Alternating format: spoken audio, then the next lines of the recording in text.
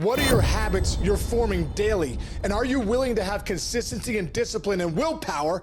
The willpower meaning the days I don't want to show up to the cages, am I willing to listen to that voice and say, I hear you, I'm going to do it anyway?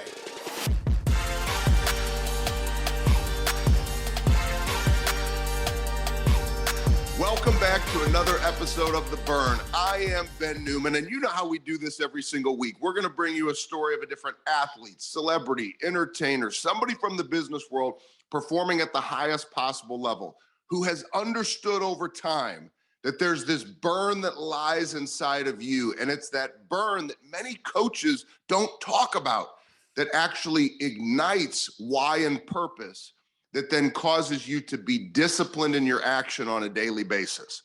So I got to tell you that this is a first time in 5 seasons of The Burn that I think the B-roll we were recording before we even started is going to be better than the interview. So we may have to have a special second episode for the conversation we had before Sean Casey and I even start with you. This is like 2 old friends. This is full transparency. This is the first time we've ever had the chance to meet. And it's like 2 buddies who are cutting it up, who've known each other for 20 years. And I know you all know Sean Casey as the mayor. He is one of the most likable Major League Baseball players of all time. 12 seasons, a 3-time All-Star, appeared in a World Series. He's in the Cincinnati Reds Hall of Fame, which is a St. Louis-born kid. You know, we're supposed to hate the Reds, but I got a love for this guy. And we had some fun talking about the Reds and the Cardinals. But here's what's amazing. What I love about conversations I have with athletes, and it's not just the work with athletes, it's meeting new friends like this. It's amazing when an athlete with an amazing career takes the platform that they've been blessed with as an athlete and they use it to multiply bigger impact off the field than they ever had on it. And that's what you're going to find in this interview with Sean Casey. He's done that through his amazing charity called the Miracle League. We're actually going to put in the notes, you've got to see this, the video of the Miracle League in South Hills. The work he's doing for special needs adults and children is incredible. They've even taken the Miracle League, which provides them an opportunity to compete in order to play baseball, but they've now created a concession stand called The Next Inning, where they teach these individuals, adults and kids with special needs, to interview and to have their first paid job. Sean Casey, brother, you blow me away. Like I said, it's like 2 friends cutting up. So officially, I could go on and on with a bio, but nobody wants to hear from me anymore. Sean Casey, the mayor, welcome to The Burn. Oh, Ben, thanks, man. I'm fired up to be on The Burn, man. Fan of yours and what you do and the impact you have on so many, brother. And appreciate the intro, man. Really do. Great to be on with you, Brent. Well, it's great to be on with you. And I know that a lot of people, they're going to pay attention to this prepared content more than they will the B-roll. But I'm telling you, we're going to do some side clips with that B-roll because it's amazing. But here's what I'd like to start with. We talked a little bit about the minor leagues and the players that you would see with talent. And you would say to yourself, this guy's got more talent than me. Why are you keeping me? You should be keeping him.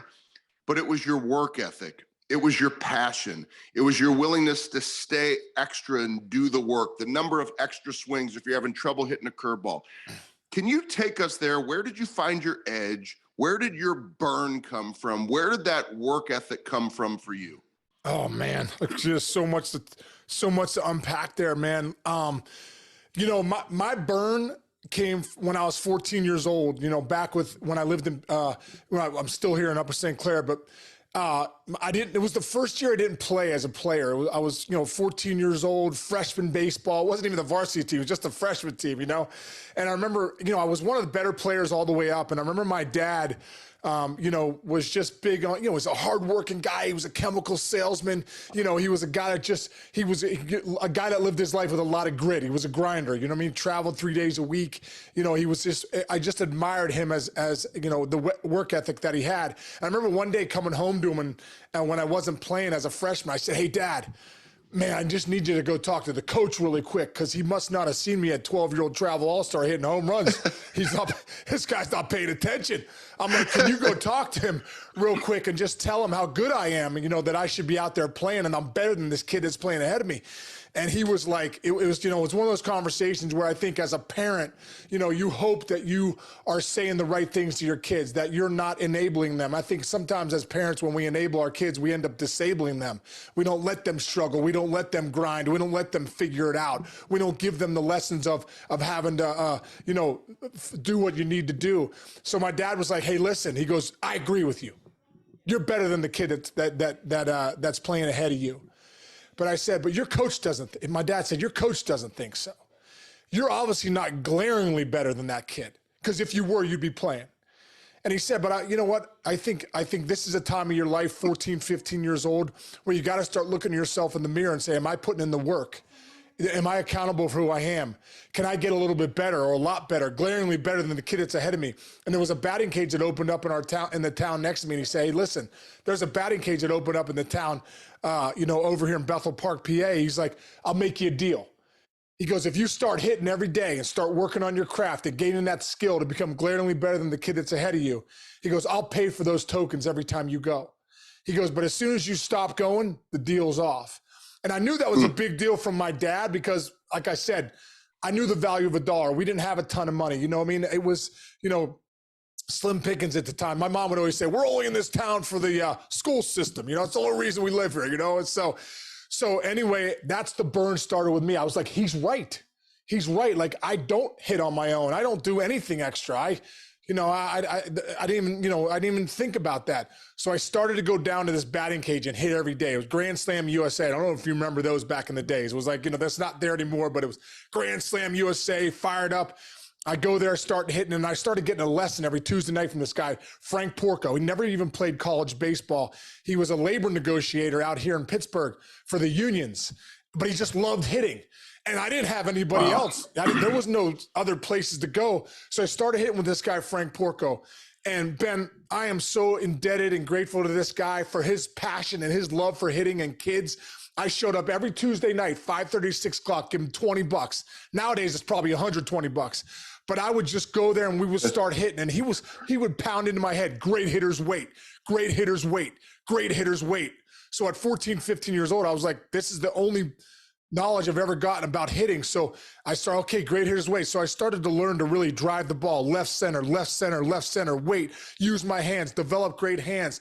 But I started to develop the passion for the hitting. That passion for like, man, this is incredible. This guy tells me to keep my front shoulder in, and the more I work on it, it works. Boy, this guy tells me to keep my front shoulder in and let my backside drive through. And wow, I'm starting to get extension through the ball. My power is really starting to come because I do it every day. So I'd go to that 30-minute lesson. And this is one thing that drives me crazy.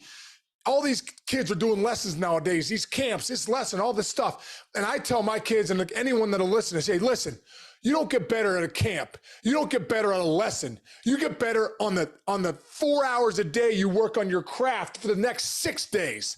That's where you get better. And that was the deal for me, man. Every day after school, my mom would drop me off until I could drive. And I would stay there for 4 or 5 hours and just hit in this batting cage and hit and hit and hit and hit. And sure enough, my goals kind of went, my dad was right. And my dad's message to me real quick was preparation meaning opportunity. Because I always said, I want to play college baseball, Dad. He goes, well, if you want to play college baseball, he goes, your opportunity probably will come along one day, but you better be prepared for it. It'd be a shame if you weren't. So the next year I started JV. The next year I started varsity, my junior year. And he was right. I was getting exponentially better by hitting every day. By my senior year, I was one of the best players in the area. And it was just, I was so grateful all the swings that I took and Frank Porco Tuesday nights. But the passion for hitting was, I really became obsessed with getting better. And the other part of this thing with my dad and I, as a father-son, was my senior year. This is the opportunity. I wanted to play college baseball, and I was so frustrated because I was like, man, I don't have one offer from anybody, not Division I, Division II, Division III, and I am one of the better hitters in the area now. But when I go to a tryout, Ben, I go run the 60. I didn't run that well. I'd get cut, and I'd be so frustrated because I'm like, is this a track tryout or are we doing baseball here? You know what I mean? It was like so frustrating. So I go home to my dad. And I'm like, Dad, I don't know where the colleges are. No one's calling. No one's coming. I don't know what's going on. And he goes, I never forget. He said to me, he goes, Sean, he goes, you're right. He goes, remember this. No one is coming. No one's coming. He said, no one's coming for you, man. He goes, in a lesson in life, you better learn to play offense in your life and not defense and be waiting for everybody to come to you because they're not coming. You can see at the tryouts, you're getting cut and this and that. He goes, why don't you go to them? Because my dad had just started a company, Casey Chemical at the time. And he would send out all these letters, like every month he would send out these flyers, these brochures. I knew because I licked all the envelopes, every month. It was ridiculous. So he was like, why don't you do what I'm doing? He goes, listen, tomorrow after school, why don't you sit down and write 30 letters to the 30 colleges you want to go to, Division I through III. He goes, and let them know who you are, and it's funny now with social media, you could send videos out, but back then in 1992, you had to send letters. So I did. He goes, so I never forget, I come home from school, bam, my dad meets me at the door, brings me into his office right. His office was in our house. We sit down at the office and we start writing letters. Okay. Who does your first letter? Hey, I got a University of Clemson. I'd love to go there. We'll write them a letter. I want to go to Penn State. Write them a letter. How about Marietta, Division III over here? Write them one. College of Worcester, Morehead State. Whoever would listen, I wrote these letters to. And I remember getting up. My dad was like, hey, write one more letter. He goes, University of Richmond sent you a brochure last year at the Keystone State Games. Write them a letter too. So last letter, bam, University of Richmond, thanks for the brochure, send it out. Senior year comes. That's where you went. Yes, and that's where I went. Senior year comes, having a great season. Wow. 4 games to go in the year, dude. I go 4 for 4 with 8 RBIs against this team named Montour. And I remember my coach saying to me, hey, Case, he goes, I was walking out to first base in the 7th. He goes, hey, how many hits you have? I go, 4 hits. How many ribbies? 8 ribbies, 4 doubles. He goes, that's incredible, man. He turned and looked to the left. He goes, you know why? He goes, you see that guy behind the backstop? I go, yeah. He goes, that's the University of Richmond coach. He drove 6 hours to come see you play on the count of the letter you wrote him 2 months ago. And sure enough, man, I went to University of Richmond. I ended up keeping the same motto of hit every day, hit every day, hit every day. My junior year, I won the NCAA batting title, hit 461. I was the #1 hitter in Division I baseball and became a second-round pick of the Cleveland Indians. Only reason I say all that stuff, man, is because only 7 years earlier was that conversation with my dad of, can you go talk to the coach and tell him I should be playing over this guy? And I do think about, had my dad decided to go talk to that coach, maybe we're probably not talking today because I've become probably a fringe high school player. I got to tie something together here because it's really beautiful what you're articulating for all of us, backed up by all of this work. And here's what stands out to me. I know there are people listening who you're struggling or you're waiting or you have fears and you have doubts. When I hear you talk about all the work you put in because you listened to your dad, all of that belief and passion that we feel from you comes from the work that you did. And so for those of you that are listening, if you're struggling in your ability to move forward, to take action, it's not happening fast enough for me. You had the aggressive patience to do what needed to be done every day. And then your dad was right. You got to create awareness to let people know who you are. Nobody's coming to bang down your door. You got to go knock down the door of opportunity. And that was more action that you had to take. A lot of people put in the work. Hey, look at me. You should come to me. You still created the awareness. It's incredible. Now, here's where I want you to take us, because I think this is an amazing part of your story. Now, hearing the back part of the story, you hit 302 in the major leagues. Mm-hmm. Batting, I mean, if a player bats 300 one time in their career, that would be extraordinary. They'd say, gosh, like I was able to do something. Many guys, thousands upon thousands of guys that have played, they never did it. Your career batting average was 302. So for those individuals listening, you don't have to be in sports, who are in the business world, or maybe there are athletes, and they're saying, gosh, like, will I ever get there to my highest level?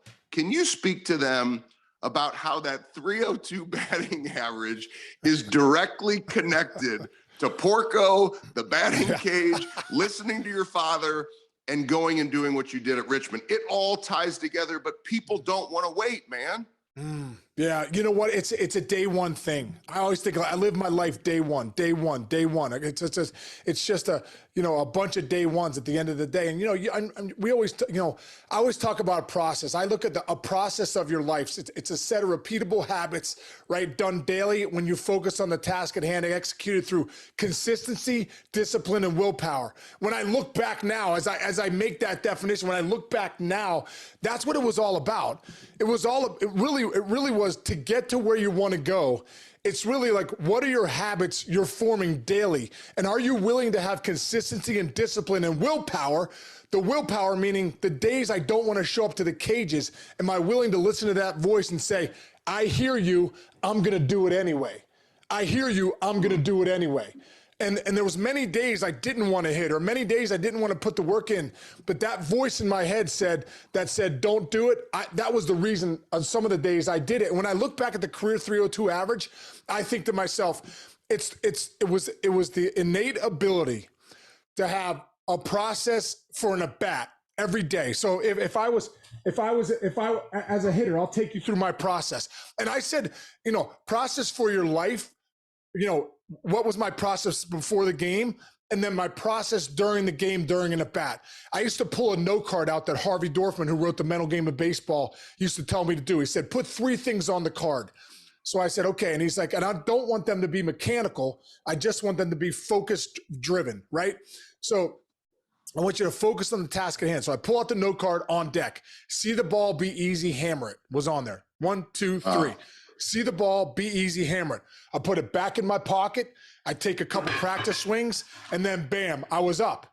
And when I got up, I had another process. So my process for my at bat, just like it would be the process of your life, when we feel anxiety or we feel stress, what do? We breathe. We learn to breathe in through our nose, out through our nose, longer exhale than inhale because it brings our heart rate down, right? I understand more about that now than I did then, but I knew the breath was important because I knew that baseball created the anxiety for me. I didn't have to have something in my life happen. I got 50,000 people that are looking for me to perform, whether we're on the road or whether we're home. Hey, listen, they pay you money to get out there and perform. They don't pay you money to say, hey, you had a great showcase, man. You're fast and you hit home runs.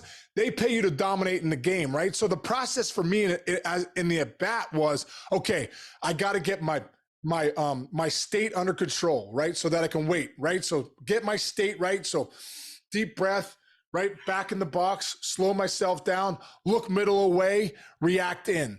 And I would say, hunt the fastball, look middle away, react in. Yes, I'm swinging until my eyes tell me no, because I don't have time to look and see, it's 0.4. It's 0.4 to say, is it a fastball? Is it a curveball? Is it a slider? Is it a split finger, right? Is it a changeup? I have to be ready to go with my eyes, right? So what I would do was I would just repeat that process over and over and over, one pitch at a time. Unbelievable story, and you'll love this story, Ben, being from St. Louis. I'm at the All-Star Game 2004. I'm sitting in we're the best players in the world, dude. Muhammad Ali just came in the clubhouse. George Bush just came in the clubhouse. They want to be in this clubhouse, right? And all these guys are there. I got Bonds to my right. I got Mike Piazza, Moises Alou, Jeff Bagwell, some of the best players in the game.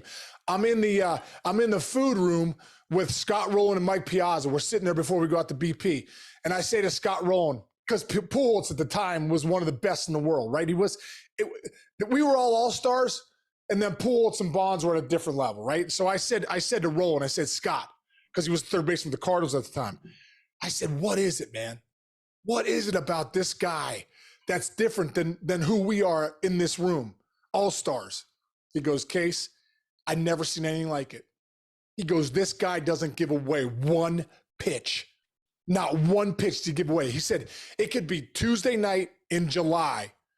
We could be losing 9-0 in Kansas City.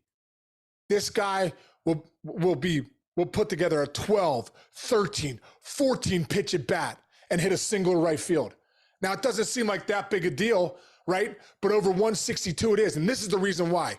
18 years later from that conversation in 2004 at the All-Star game in Houston, 18 years later, in 2022, we watched Albert Pujols hit 700 home run. Only 4 players have ever done that. We watched him hit 2,000 RBIs. Incredible. 3,000 hits, right? And how did he do it? He did it one pitch at a time, and he was an absolute sniper. He was an absolute sniper. There was not one time he gave away a pitch. And when you can do that year in and year out, you end up being one of the greatest players of all time. It's fascinating hearing you say this because, you know, we always hear people say how great they want to be, and you have a conversation with their action and you realize they really don't want it that bad. And so I love hearing stories like this because for the listeners, it highlights that's what it takes to be great. Right. And what you did is what it takes to be great. I want to transition though, because I think this is so important. You know, hitting 302, an average of 302 for a career. And many people don't realize, many people say that in all of athletics, hitting a baseball against a major league pitcher is the hardest thing to do in all of sports because of what you just shared, the eye contact, there's 0.4 seconds, you're throwing different pitches. So because of the discipline, you were able to do that. You were able to create this great platform. Everybody now sees the personality why you're the mayor and people love you. If they're not watching you on TV and all the things you're doing for broadcasting or watching your podcast, the mayor's office, you know, people now feel that energy. But I mentioned earlier, what I find to be so incredible is you took the platform, you took your results. You didn't say, I'm going to just ride off into retirement and into the sunset. You decided to start and become part of the Miracle League of South Hills. You decided to help these special needs families, adults, children. Tell us about the importance of the Miracle League to you. And once again, we will share the video. I don't want you guys to miss the power of this video. But Sean, how much does the Miracle League mean to you? And how much does this off the field work mean to you and your legacy? I think it's been probably the biggest thing in my life. You know, I think I was lucky. I was very blessed because, you know, to have the platform that I had being a Major League Baseball player allowed me to get into some companies to really raise some money. You know, it was one of those things. Although at the beginning it wasn't easy. You know, special needs kids have always been in my heart. When I was in college, after I got drafted after my junior year, there was a school for kids with cerebral palsy in Richmond, Virginia. I used to volunteer there a couple of days a week, and I started to realize, wow, these kids are incredible. They're just stuck in their bodies though. They're stuck in their bodies, but their minds are like exactly like you and me. It really opened up a world for me. And then, you know, as I saw a friend of mine in 2005 asked me to throw the first pitch out in Dayton, Ohio to a Miracle League field. I didn't even know they existed, but I remember thinking to myself, I'm going to build one of those when I'm done playing. And, you know, like I was saying before, to much is given, much is expected. And I knew that. And, you know, so when I first started to build the Miracle League field, it was just, you know, I wanted to give back and I wanted to have a place where kids with special needs could come play. And so sure enough, you know, we raised the first $1 million to build the field. Then we raised close to $1 million for this one of all-inclusive playground we built. And then we just built that next inning job training facility for our kids. It's been incredible, man. 350 kids, you know, whether they have cerebral palsy, Down syndrome, autism, whatever, it's really 350 families. You know what I mean? We have you should see our games, man. If you want, I always tell people, if you're having a tough day, if you're losing the mindset of gratitude or abundance in your life, come out to a Miracle League game. 30 minutes. And they're all over the country now. There's 300 some fields over the country. There should be way more than that. But, you know, go find a Miracle League field. Go sit down there for 30 minutes to an hour. These kids, the joy of these kids is phenomenal, man. When you announce, and we have an announcer announce the kid's name, they come out, get their hats going, that they're allowed to be part of a team. It's the 1 hour a week that the parents are allowed to sit in the stands and be a parent, because we have a buddy. We have 350 buddies too that volunteer to push Johnny's wheelchair or help, you know, Sue around the bases for a 6-week season. It's incredible. And we have another program that's starting on Saturday. A good friend of mine, John Dennis, owns a gym called Teleo Fitness here in Pittsburgh. We bring the kids in, we train them.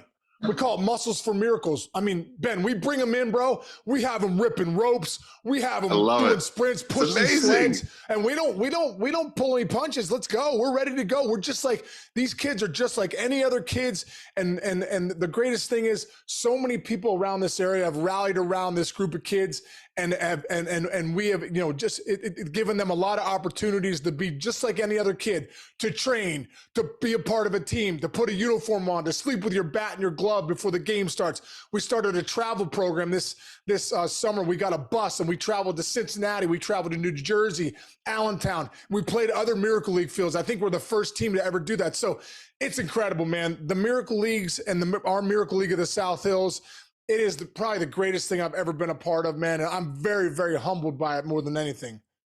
I got to share this to wrap things up. The word that it keeps going through my mind, it's abundance. Yeah. I think in life, everybody wants abundance. You want abundance in terms of health and happiness for your family. You want abundance in your career. You want abundance in what you can do to make an impact outside of your career. And when I hear your passion, all this passion and belief going all the way back to the first story you shared at 14 years old, it's created this abundance in your life. And here's what's unique. I hope everybody noticed this. The passion that you spoke of about hitting a baseball is the same passion, and maybe you were just more passionate talking about the Miracle League. And I think that's incredible. We've all been blessed with capacity. I always say that everything you need is already in you. That first ever speech that I left on a voicemail for an NFL player, the first ever time to fire up a professional athlete. And I called Aeneas Williams, the Hall of Famer, and I said, Aeneas, what do I say to this kid? He says, just remind him that everything you need is already in you, but you better go take it. And Sean, I think that's the beauty of your story, is that there was somebody at 14, your father, and these coaches who helped you understand you got to take it. And you have, and it's now created your ability to continue to share that passion with the Miracle League.